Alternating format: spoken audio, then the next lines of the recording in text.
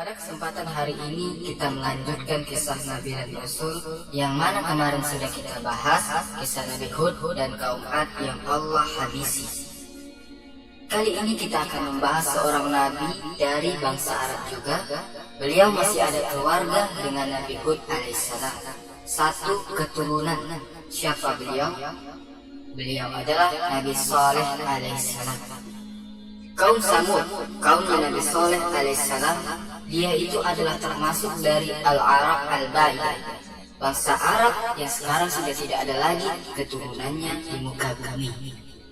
Ia adalah dari kaum Ad juga, keturunannya kaum Ad. Allah Subhanahu wa taala mengatakan dalam Al-Qur'an, Adanil ula. Kata Allah Subhanahu wa taala, Ad yang pertama itu kaumnya Nabi Hud. Kalau Allah bilang al-ula, berarti ada yang kedua, yaitu kaum Samud, kaumnya Nabi Saleh. Adapun kaum Samud, mereka tinggal di tempat namanya Madain. Dia terletak di antara kota Madinah sama Tabuk. Sama kerajaan Saudi ditutup, dipagar, tidak boleh ada orang masuk ke sana karena tempat diturunkannya azab, jadi orang tidak boleh lewat sana. Samud perlu diketahui adalah nisbah ila samad. Kenapa dibilang Samud? Diambil dari kata samad yang artinya wahuwa ma'al qalil, air yang sedikit. Wa kanat hazihi kabilah tasqulul hizr.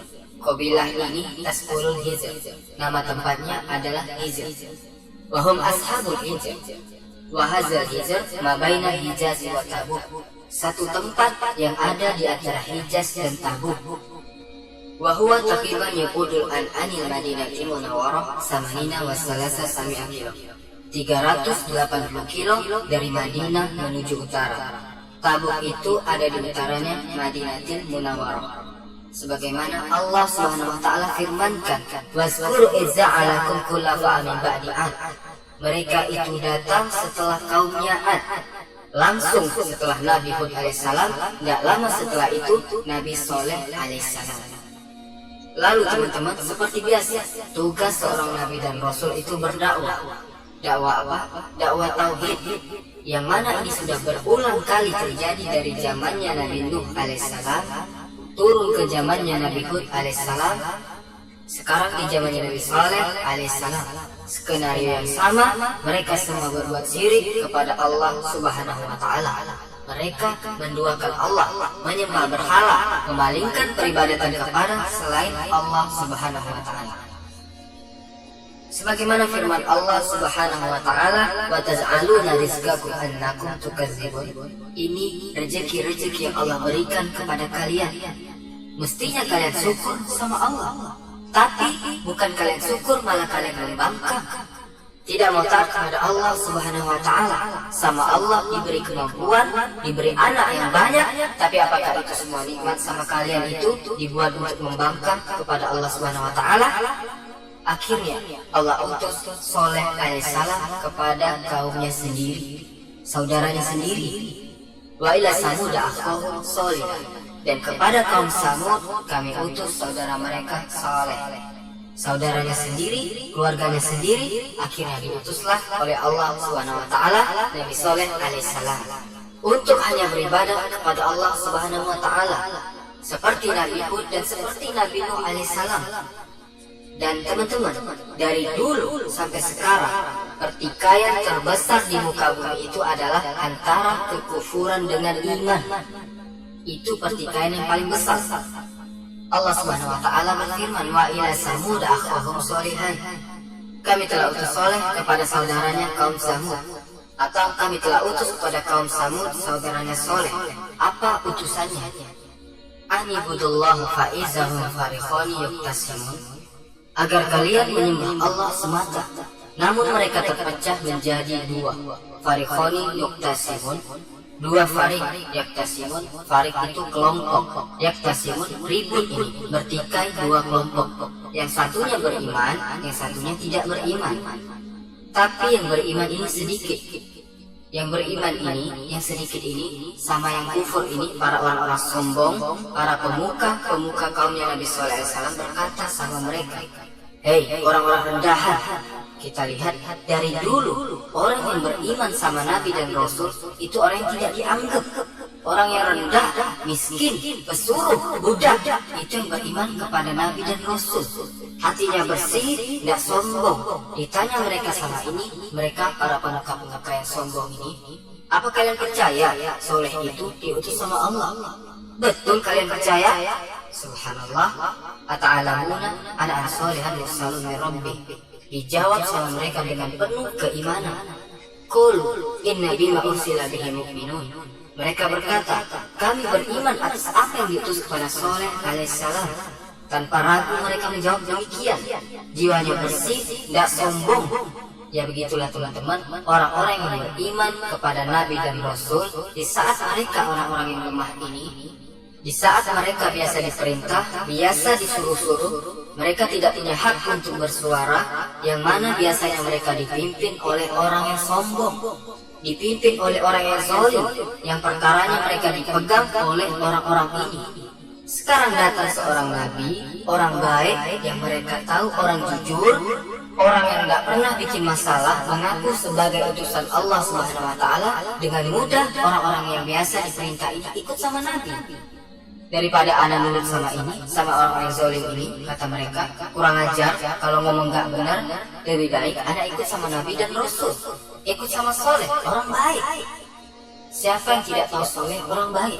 Begitulah pengikutnya para Nabi dan Rasul. Makanya mereka yakin. Lalu dijawab lagi sama mereka, orang-orang kafir, kita ini dengan apa yang kalian imani itu, kami kufur. Dengan bangga mereka mengatakan demikian. Kami kufur kepada apa yang kalian imani itu. Soleh itu ngaku-ngaku jadi nabi. Beginilah mereka para orang kafir. Akhirnya Nabi Soleh berdakwah perlahan demi perlahan. Dikatakan bahwa Allah yang menciptakan kalian di atas muka bumi, dan kemakmuran kalian menjadikan kalian pemimpin di muka bumi. Dan juga dijelaskan Allah Subhanahu wa Ta'ala, Allah memberikan kalian kemudahan, kalian yang bikin istana-istana, kalian pahat itu gunung-gunung dijadikan rumah sama kalian. Allah kasih kalian kekuatan di muka bumi ini. Allah yang menciptakan kalian, katanya kepada Nabi Sallallahu Alaihi Wasallam, masa ini semua yang mestinya kalian bersyukur, taat kepada Allah Subhanahu wa Ta'ala, tapi kalian berbuat syirik. Mestinya kalian syukur tapi kalian bikin kesyirikan, menyekutukan Allah Subhanahu wa Ta'ala, kufur kepada Allah, tidak mau taat kepada Allah Subhanahu wa Ta'ala. Apakah ini balasannya? Dijawab, pintar ngomong mereka. Ini mau bikin Nabi Soleh itu nyesel. Qalu ya Soleh, qad kunta fina marjuan qabla hadza. Wahai Soleh, sebelum kamu berdakwah ini, sungguh kami itu berharap kepadamu ya Soleh. Kamu itu orang pintar di kalangan kita. Kamu itu orang yang terpandang. Kamu itu kami harap menjadi seseorang yang membela kita. Tapi kenapa sekarang kamu membela wahai Soleh? Kami kecewa. Mereka mau bikin Nabi Soleh nyesel berdakwah sama mereka. Seraya mereka mengatakan atanhana an na'budu ma ya'budu abauna. Kamu yang kami harap selama ini, sekarang kamu mau melarang apa yang bapak kita sembah dulu. Kamu mau melarang kita untuk menyembah apa yang disembah sama bapak-bapak kita, nenek moyang kita. Mereka bilang tidak enak sama nenek moyang. Ini sudah turun-temurun soalnya. Seperti itu mereka. Sama seperti orang kafir, setiap Nabi Soleh berdakwah didebat terus sama mereka, dibantah sama mereka. Didakwahi sama Nabi Soleh alaihissalam dengan uslub dakwah yang luar biasa. Nabi Soleh bilang, awas, hati-hati, Allah kirim azab kepada kalian. Ingatkah kalian bahwa kaum Ad dihadisin sama Allah, tidak ada sisanya. Kalian sama Allah dijadikan pemimpin, khulafah di muka bumi, pewarisnya kaum Ad. Ingat itu dulu, bagaimana kaum Ad sama Allah dihabisi. Jangan sampai kalian dapat nasib yang sama. Itu katanya Nabi Soleh. Dan juga ditakut-takuti sama Nabi Soleh. Kata mereka, dakwah itu bukan dakwah rahmat saja. Allah itu mengampuni dosa. Betul Allah mengampuni dosa, tapi Allah bilang azabku sangat pedih. Azabun alim. Kata Allah, sesungguhnya azabku adalah azab yang pedih. Sama Allah dikasih tahu. Allah bilang, kasih tahu kepada hambaku, aku maha pengampun. Tapi jangan lupa kasih tahu azabku sangat pedih. Itu disampaikan sama Nabi Soleh kepada kaumnya. Fattaqullaha wa atiun. bertakwalah kepada Allah, hati-hati. Diingatin sama Nabi Sallallahu Alaihi Wasallam, dan taatlah kepadaku. Saya tidak minta uang, tidak minta kedudukan. Beginilah para nabi dan rasul taat sama Allah, ibadah ke Allah, itu saja. Nabi Musa dakwah ke Fir'aun bukan mau pulih kerajaan, bukan. Tetap ya kamu Fir'aun jadi raja, tapi sembahlah Allah semata, jangan aku jadi Tuhan. Nabi Muhammad berdakwah sama kaum Quraisy, apakah minta kedudukan? Enggak, sembahlah Allah. Mas'alukum min ajrin, aku tidak pernah minta uang. Itu yang dikatakan para nabi dan rasul. Lalu yang selanjutnya, biasa seorang nabi dan rasul tidak pas ceritanya kalau belum diganyang sama umatnya, dicoba sama umatnya. Sukriya wal ihtizal, dibuat mainan sama kaumnya, dihina. Qalu ya Soleh, qad kunta ta'fina marjuan, qad qabla haza atanhana, ana budu ma ya'budu abauna, wa inna la fi syakim ma tad'una ilaihi murib. Sungguh kami ragu atas apa yang kau bawa wahai Soleh, karena kamu memerintahkan kita untuk menyembah kepada apa yang akan disembah oleh nenek moyang kita. Kita ini ragu. Ditolak dakwahnya sama mereka. Atanhana anak muda ma ya'budu abauna, kamu mau melarang kami dari apa yang disembah oleh nenek moyang kami? Tidak mungkin, kata mereka. Tidak usah banyak omong, ya beginilah mereka. Lalu teman-teman ditolak dakwahnya oleh mereka. Mereka mengatakan mereka membuat makar pada Nabi Soleh alaihissalam. Mereka tidak tahu siapa yang dibalik Nabi Soleh alaihissalam. Dia pikir Nabi Soleh ini bercanda, dia pikir acting. Mereka tidak tahu ada Allah Subhanahu Wa Taala bikin makar, tipu daya. Wa makaru makar, wa makarna makron, wa hum la yash'urun. Mereka membuat makar. Kata Allah, kami juga bisa bikin makar. Sedangkan mereka tidak merasa. Apa makarnya mereka? Mereka meminta bukti kepada Nabi Saleh alaihissalam. Wahai Saleh, kalau kamu ngaku sebagai Nabi dan Rasul, iya, kami minta bukti. Kata Nabi Saleh, bukti apa yang kalian mau? Yang mana ini kisahnya diceritakan di Israiliyat. Mereka minta unta betina yang baru punya anak, yang anaknya nempel terus di belakangnya. Itu yang mereka minta. Katanya, ya Soleh, ini di tengah kota kita ada batu besar. Batu ini tidak ada gunanya. Gimana kalau kamu keluarkan unta yang baru melahirkan dan anaknya yang kecil dari batu ini? Katanya Nabi Soleh, apakah kalau anak bisa keluarkan unta dari batu ini, kalian mau beriman? Iya, kami beriman. Baik, dikatakan, dikisahkan Nabi Soleh sholat 2 rakaat, berdoa kepada Allah Subhanahu Wa Taala. Baru selesai sholat, pecah itu batu yang sangat besar ini, keluar unta. Dan tak lama dari itu ngekor anaknya di belakang unta betina itu. Mana ada unta keluar dari batu sama anaknya lagi. Anaknya baru lahir lagi, sesuai yang mereka minta. Mereka lihat itu teman-teman, mereka saksikan di depan matanya sendiri. Ayo beriman, kata Nabi Soleh. Sebagian orang-orang kecil beriman, tapi yang besar-besar ini, yang minta bukti-bukti ini, tidak mau beriman. Apa katanya mereka? Ini sihir. Ya, ini sihir. Soleh bikin sihir, mencoba mengelabui kita. Kemudian teman-teman, unta ini sudah keluar sekarang. Diingetin mereka sama Nabi Soleh alaihissalam, hazihi naqatullahi lakum ayat. Ini unta Allah Subhanahu Wa Taala, tanda-tanda untuk kalian, bukti untuk kalian. Fazaruha ta'kul fi ardillah, biarkan dia makan dari bumi Allah Subhanahu Wa Taala. Wala tamassuha bisu'in fayakhuzakum azabun alim. Jangan kalian ganggu, jangan kalian goda ini unta dengan kejelekan, disakiti atau dibunuh. Fayakhuzakum azabun alim. Sungguh akan datang kepada kalian azab yang sangat pedih jika kalian ganggu unta ini. La hasibun walakum sirbu yaumin ma'lum. Dikatakan untanya ini dari saking besarnya, karena al-azimah besar. Dulu mereka itu kaum Samud minum di satu sumur. Semenjak ada unta ini, katanya Nabi Soleh, kalian minum di sumur itu 1 hari, 1 hari setelahnya untanya yang minum. Kalian gak usah minum di hari unta ini minum, tapi kalian minum susunya unta ini. Dari saking besarnya untanya, susunya kalau diperah bisa 1 kampung minum susu itu. Besar. masih dikasih nikmat sama Allah Subhanahu wa Ta'ala. Masih optimis Nabi Soleh bisa dakwahkan mereka. Terus didakwahi sama Nabi Soleh. Lalu teman-teman, Allah Subhanahu wa Ta'ala mengisahkan bahwasanya unta yang sudah diingatkan sama Nabi Soleh jangan diganggu, sama mereka diganggu. Sama mereka diganggu. Bagaimana mereka mengganggu untanya Nabi Soleh alaihissalam? Begini, dahulu diceritakan ada seorang wanita cantik bernama Sodok binti Al-Muhayyab. Perempuan ini cantik, banyak diharap sama laki-laki kaum Samud. Perempuan ini menawarkan dirinya kepada seseorang lelaki. Ibaratnya orang soleh kaum Samud lah, menawarkan dirinya. Tapi bukan orang soleh, solehnya mereka di atas kekufuran.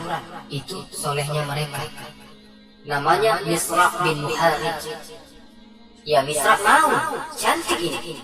Kalau kamu mau sama aku, kata yang perempuan, bunuh untanya Saleh. Maharnya kamu bunuh untanya Saleh. Goyang Misra ini. Waduh, berat ini. Mau dekat-dekat sama untanya Nabi Soleh, mikir. Sudah diancam sama Nabi Soleh. Tapi anak bisa dapat perempuan. Di waktu yang sama, ada ibu-ibu juga namanya Unaiza atau Aniza. Ibu ini sudah tua, punya 4 orang anak dan semuanya cantik-cantik. Ibu-ibu ini ngomong kepada seseorang lelaki yang bernama Qadar bin Salim. Katanya ibu-ibu ini, ya Qadar, kalau kamu bisa bunuh untanya Saleh, kamu pilih di antara 4 anak saya ini, mana yang kamu mau silahkan ambil. Oh, goyang juga Qadar. Waduh, kemudian bertemulah di satu titik Misra sama Qadar. Kalau cuma berdua, waduh, tidak enak kita. Nabi Soleh ini teman-teman tidak seperti nabi-nabi yang lain. Nabi Soleh ini mungkin sama seperti Nabi Muhammad SAW punya kedudukan tinggi. Kastanya itu tinggi di kalangan kaum Samud. Jadi kaum Samud itu takut sama Nabi Soleh. Bukan orang sembarangan, Nabi Soleh di antara mereka. Orang petinggi-petinggi. Masa kita berdua mau ngelawan Soleh? Jangan. Kemudian dicarilah di sama mereka 7 orang teman-teman buat bunuh untanya Nabi Soleh. Dikumpulkanlah. Akhirnya terkumpullah 9 orang. Sebagaimana firman Allah Subhanahu wa Ta'ala, wa kana fil madinati tis'atu rahtin yufsiduna fil ardi wa la yuslihun.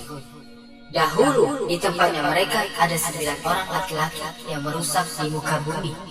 Ya, ini maksudnya Qadar bin Salim sama Misra dan ditambah 7 orang lagi teman-temannya. 7 orang ini juga belum berani mau mengeksekusi untanya Nabi Saleh. Mereka kumpulkan semua kaum Samud yang kufur kepada Nabi Saleh, yang tidak satu jalan sama Nabi Saleh, dikumpulkan sama mereka. Perempuan, laki-laki, anak kecil, ibu-ibu, semua sama mereka dikumpulin. Mereka ngomong, gimana? Kita ini 7 orang mau bunuh untanya Nabi Saleh. Setuju enggak? Setuju. Baik, sudah setuju ya. Jadi besok kalau ada apa-apa, ya ini kita semua yang membunuh. Bukan kita bertujuh aja. Makanya Allah mengatakan, fa'aqaruha, sama mereka dibunuh. Aqaru jamak banyak. Kenapa? Katanya ahli tafsir, karena mereka semua sepakat mau membunuh untanya Nabi Saleh. Maju mereka, salah satunya memanah dari jauh, dihantam kaki untanya, tersungkur untanya, jatuh. Karena besar untanya, jadi tidak ada yang berani nyerang dari dekat. Karena kalau orang dekat-dekat sembarangan ditendam bisa mati. Dari jauh dipanah, kena kakinya, tersungkur untanya, jatuh. Dihantam sama yang satu lagi, akhirnya mati untanya Nabi Saleh alaihissalam. Apa yang terjadi teman-teman? Lalu Nabi Saleh alaihissalam mengatakan kepada mereka, yang mana ini difirmankan oleh Allah Subhanahu wa Ta'ala, fa'aqaruna qatawa'atu an'am li rabbihim, mereka membunuh untanya Nabi Saleh dan mereka membangkang atas perkaranya Allah Subhanahu wa Ta'ala. Wa qalu ya Saleh, kata Nabi Saleh, ana bilang jangan kalian bunuh ini unta, fayakhuzakum azabun alim, kalian bisa diazab sama Allah. Terus mereka bilang kepada Nabi Saleh, ya Saleh, itina bima ta'iduna in kunta minal mursalin. Ya Saleh, sekarang untanya sudah mati, terus kamu mau apa? Datangkan sini yang kamu janjikan kalau kamu memang Rasul. Memang kamu diutus oleh Allah, kamu nabi, datangkan yang kamu bilang itu, datangkan azab itu. Diancam Nabi Soleh. Salah satu ayat zalika wa'dun khairun makzub. Kata Nabi Soleh, kami kasih waktu 3 hari, dan ini janji yang tidak dapat didustakan. Waktu dibunuhnya unta itu terjadi pada hari Rabu. Saat Nabi Soleh mengatakan kepada mereka, kalian diberi waktu 3 hari, mereka pikir, waduh, bahaya nih.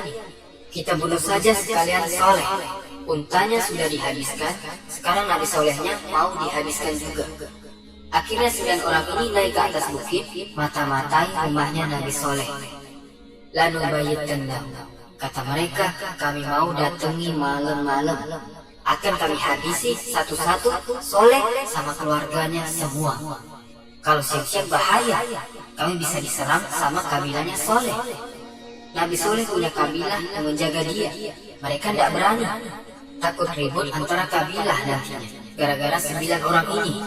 Jadi malam-malam aja, sehingga kalau mereka ditanya siapa yang bunuh Soleh, tidak tahu, tidak kelihatan. Matinya malam, gelap gulita, siapa yang bisa lihat? Lalu mereka naik ke atas bukit untuk mata-matai Nabi Soleh. Sampai kalau Nabi Soleh sudah masuk ke rumahnya, mereka mau masuk ke rumahnya Nabi Soleh diam-diam dan dibunuh satu-satu. Tapi kuasa Allah Subhanahu wa taala, wa yamkurun, kata Allah, wa yamkurullah wallahu khairul makirin. Mereka bisa buat makar, bikin makar, silahkan bikin makar. Wa yamkurullah, tapi Allah bisa bikin makar yang lebih hebat dari mereka. Wallahu khairul makirin. Allah itu sebaik-baiknya pembikin makar. Lalu apa yang terjadi? 9 orang ini oleh Allah dijatuhkan batu dari bukit itu. Dijatuhkan ke 9 orang ini. Habis 9 orang ini mati. Tidak terdengar kemana kabarnya mereka. Baru niat mau bunuh Nabi Soleh, dijatuhkan batu besar dari atas gunung, mati semua. 9-9-nya hilang ceritanya, 9 orang ini sudah. Adapun kaumnya, apa yang terjadi? Allah Subhanahu wa taala memberi waktu mereka 3 hari. Pada hari Kamis muka mereka semuanya menguning. Pada hari Jumat besoknya mukanya memerah. Dan pada hari Sabtu mukanya menghitam. Malam minggunya mereka menunggu seolah-olah mereka sudah pakai kain kafannya masing-masing. Dikasih waktu 3 kali 24 jam. Wa'dun khairun makzub, janji yang tidak bohong. Apa yang terjadi? Besoknya hari Minggu, fada'udam alaihim rabbuhum bizambihim. Hari Minggu pagi, saat matahari sudah naik, sudah menerangi bumi, Allah kirimkan soihatan, jeritan halilintar dari atas langit, yang bikin mereka itu terangkat semua nyawanya sekaligus tanpa tersisa.